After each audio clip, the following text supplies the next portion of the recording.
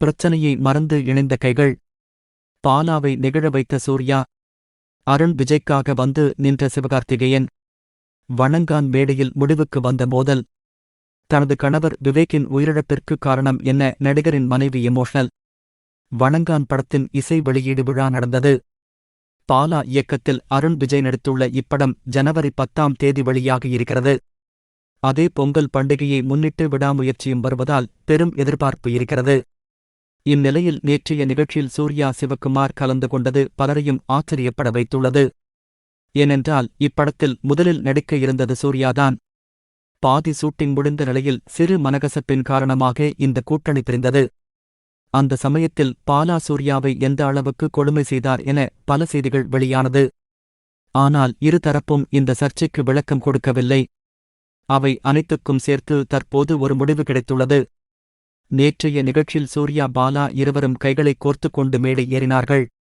இதுவே அவர்களுக்குள் இருக்கும் பாசத்தை பறைசாற்றியது. அதேபோல் சூர்யா பேசும்போது நந்தா படம் இல்லை என்றால் காக்க காக்க வாரணம் 1000 என எதுவும் கிடையாது. பாலாதான் தனக்கு ஒரு வாழ்க்கை கொடுத்ததாக வெளிப்படையாக பேசினார். இவ்வளவு உயரத்திற்கு வந்த பிறகும் கூட அவர் பழசை மறக்கவில்லை. நன்றி மறக்காமல் அவர் பேசிய பேச்சும் மனக்கசப்பை மறந்து விழாவுக்கு வந்ததும் பாராட்டப்பட வேண்டியதுதான். அதேபோல் இந்த நிகழ்ச்சியில் பாலா ரொம்பவும் உணர்ச்சிவசப்பட்டு நிகழ்ச்சியுடன் இருந்தார். அருண் விஜய்க்காக வந்து நின்ற சிவகார்த்திகேயன். வணங்கான் மேடையில் முடிவுக்கு வந்த மோதல். இசை வெளியீட்டு விழா நடைபெற்றது. அதில் சூர்யா, சிவகுமார், சிவகார்த்திகேயன் என பல பிரபலங்கள் கலந்து கொண்டனர். அதுதான் இப்போது சோஷியல் மீடியாவில் வைரலாகி வருகிறது. அதிலும் சிவகார்த்திகேயன் வருவார் என்று யாரும் எதிர்பார்க்கவில்லை. ஏனென்றால் சில வருடங்களுக்கு முன்பு அருண் விஜய் சீமராஜா படம் வெளிவந்த போது ஒரு பதிவு போட்டிருந்தார். யாரெல்லாம் மாஸ் பண்றதுன்னு விவசாய இல்லாம போச்சு என ட்வீட் செய்திருந்தார். சிவகார்த்திகேயனை தான் அவர் கலாய்க்கிறார் என ரசிகர்கள் கொந்தளித்தனர். இது பரபரப்பை கிளப்பிய நிலையில் இருதரப்பு ரசிகர்களுக்கும் எப்போதுமே சோசியல் மீடியாவில் வாய்க்கா தகராறுதான். இந்த சூழலில் சிவகார்த்திகேயன் விழாவில் பங்கேற்றது அவருடைய மதிப்பை இன்னும் உயர்த்தியுள்ளது. இதன் மூலம் எங்களுக்குள் எந்த பிரச்சனையும் இல்லை என அவர் சொல்லாமல் சொல்லிவிட்டார். சோசியல் மீடியா நெகட்டிவ் கருத்துக்களுக்கும் முற்றுப்புள்ளி கிடைத்துவிட்டது. அதேபோல் மேடையில் பேசிய சிவகார்த்திகேயன் வணங்கான் விடாமுயற்சியுடன் மோதுகிறது. 2 படங்களும் வி என தொடங்குகிறது. அதனால் 2மே வி என்ற வெற்றியைதான் அடையும் என தன் வாழ்த்துக்களை தெரிவித்து இருந்தார். இப்படியாக அவருடைய ஈகோ இல்லாத பேச்சு பாராட்டுகளை பெற்று வருகிறது. அல்லு அர்ஜுன் புஷ்பா 2 படத்தின் ஓடி ரிலீஸ் இப்போது. வெளிவந்த தேதி விவரம். அல்லு அர்ஜுன் ராஷ்மிகா நடிப்பில் கடந்த 2021ஆம் ஆண்டு வெளியான படம் புஷ்பா. சுகுமார் இயக்கத்தில் தயாரான இப்படம் சூப்பர் டூப்பர் ஹிட். படக்கதை, பாடல்கள், பஞ்சவசனங்கள், காதல் காட்சி என படத்தில் அனைத்துமே ஹைலைட்டாக பார்க்கப்பட்டது. முதல் பாக வெற்றியைத் தொடர்ந்து கடந்த டிசம்பர் 5ஆம் தேதி 2ஆம் பாகம் வெளியானது. படம் வெளியான 6 நாட்களில் ரூபாய் 1000 கோடி வசூலை எட்டிவிட்டது.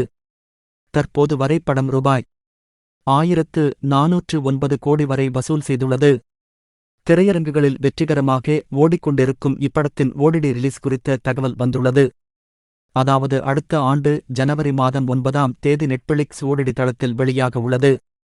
தமிழ், தெலுங்கு, மலையாளம், இந்தி, கன்னடம் ஆகிய மொழிகளில் வெளியாக உள்ளது. தனது கணவர் விவேக்கின் உயிரிழப்பிற்கு காரணம் என்ன? நடிகரின் மனைவி எமோஷனல். கே. பாலசந்தர் மூலம் திரையுலகில் அறிமுகமானவர்கள் பலர் உள்ளார்கள். அதில் ஒருவர்தான் நடிகர் விவேக்.